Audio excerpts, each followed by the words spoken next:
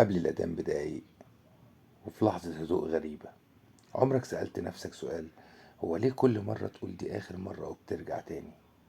ليه كل مرة بتقول بتتوب وبتضعف؟ هو أنت ضعيف ولا في حاجة غلط؟ في ذنب معين يمكن محدش غيرك يعرفه، ذنب بتقول بعده خلاص وبعدها بترجع وبتقول آسف وبتدخل في دايرة: ذنب ندم توبة، ذنب ندم توبة، ذنب ندم توبة، وبعدين بتيأس. بس خليني أقولك على حاجة مهمة جدا: إنك بتندم ده في حد ذاته حياة. القلوب الميتة مش بتتوجع، مش بتحس بالذنب، مش بترجع. ألمك دليل على إن في نور جواك لسه شغال. المشكلة مش إنك وقعت، المشكلة إنك مش قادر تصدق إن لسه في أمل. يمكن أنت بتحاول تبطل بقوتك، بعزيمتك، بإرادتك، لكن عمرك جربت تطلب من ربنا يساعدك تبطل؟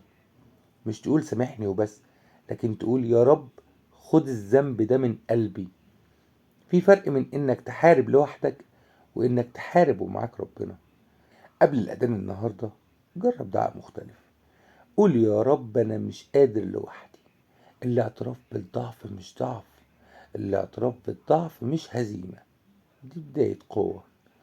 ربنا مش بيطلب منك الكمال، بيطلب منك المحاولة، وكل مرة ترجع فيها انت بتكسب جولة.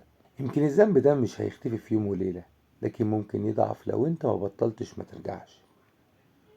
قبل الأذان لو عندك ذنب مش عارف تبطله ما تزهقش، ارجع تاني وقول له انا لسه بحاول.